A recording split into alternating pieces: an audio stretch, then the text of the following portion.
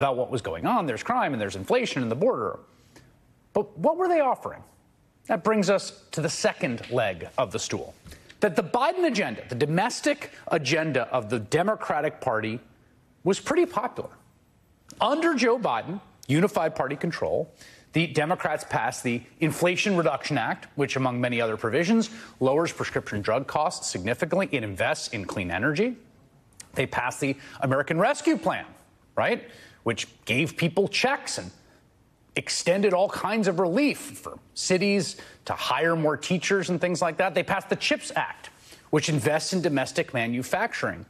The president, through executive action, relieved people of their student loan debt, $20,000 for some, as much as $40,000 for others. There was a historic bipartisan infrastructure bill. The president also put the first black woman on the Supreme Court, which was confirmed by a Democratic Senate. Now, all of those things that I listed pulled above water. Majority approval for all of them, even some of the controversial ones, like the student loan forgiveness. And that, I think, is the biggest difference between today and the last actual giant red wave in 2010. Back then, Democrats were defending what had become an unpopular agenda, and Republicans were on offense. Now, I cover that race very closely, and in key races all across the country, Democrats were running headlong from their vote for the Affordable Care Act, or Obamacare. Those that voted against it were running headlong from their association with it. Now, Democrats took 2 years to pass this big, ambitious health care bill, the largest health care reform in the country since the introduction of Medicare, arguably longer.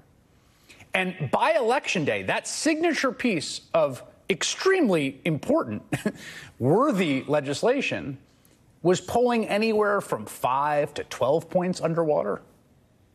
So you got Democrats pushing this legislation, passing it, that legislation being unpopular in polling, and Republicans ran against it. Now, to be clear, their running against it included ludicrous fear-mongering about socialism. They went around saying that a payment reform system to make Medicare pay less to providers was cuts to Medicare. That was a big one. Billions of dollars in cuts to Medicare. There were lies about the so-called death panels that were coming to euthanize grandma. And all of that lying worked. The Democrats have passed this legislation.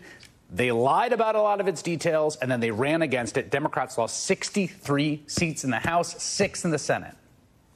And even then, President Barack Obama had to concede. His party got walloped. Sometimes we lose track of the ways that we connected with folks that got us here in the first place, and that's something that. Now, I'm not recommending for every future president that they take a shellacking like I did last night. I'm sure there are easier ways to learn these lessons.